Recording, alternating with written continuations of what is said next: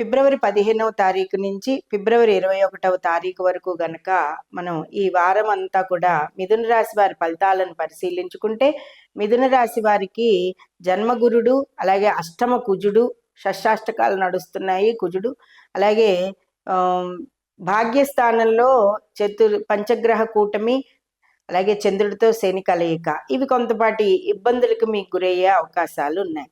ఈ అష్టమ కుజుడి ప్రభావం వలన డ్రైవింగ్లో అక్కడ జాగ్రత్తగా ఉండడము, ఆరోగ్యాన్ని జాగ్రత్తగా చూసుకోవడము, గొడవలకి వెళ్ళకండి.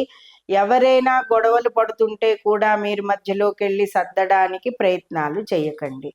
గవర్నమెంట్ ఉద్యోగస్తులు వారికి సంబంధించిన పనుల్లోనూ మీరు వాళ్ళతోటి ఎటువంటి వాదనలు అవి వేయకుండా ఉండండి.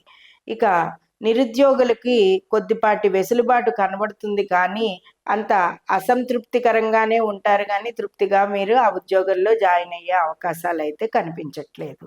లేదా ఇంకా మంచిది వస్తుంది పర్వాలేదని ఆ అవకాశాన్ని కూడా జారబెట్టుకుని ఇంకో మంచి దానికోసం ఎదురు చూడాలని కూడా ప్రణాళిక వేసుకుంటారు.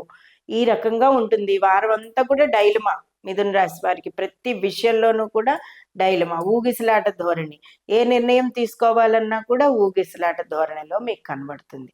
వీటినన్నింటినీ అధిగమించాలి అంటే గణపతికి గరికతోటి పూజ చేయండి, అటుకులు బెల్లం నివేదన చేయండి.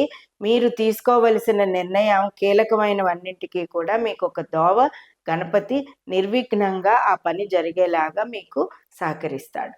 అంత బాగా ఆశీర్వచనం చేస్తాడు. మీరు చేసే పూజ నమ్మకంతో చేయాలి. అవుతుందా అవదా చేసి చూద్దాం అనే భావనతో మాత్రం చెయ్యకండి. తప్పకుండా గణపతి ఆరాధనలో మీకు ఈ డైలమాలన్నీ తొలగిపోయి ఒక రాజమార్గం అయితే ఏర్పడుతుంది. కాబట్టి మిథున రాశి వారు తప్పనిసరిగా దేవాలయ సందర్శనం చేసుకోవడం, గణపతికి గరిక పూజ చేసుకుని అటుకులు బెల్లం నివేదన చెయ్యండి.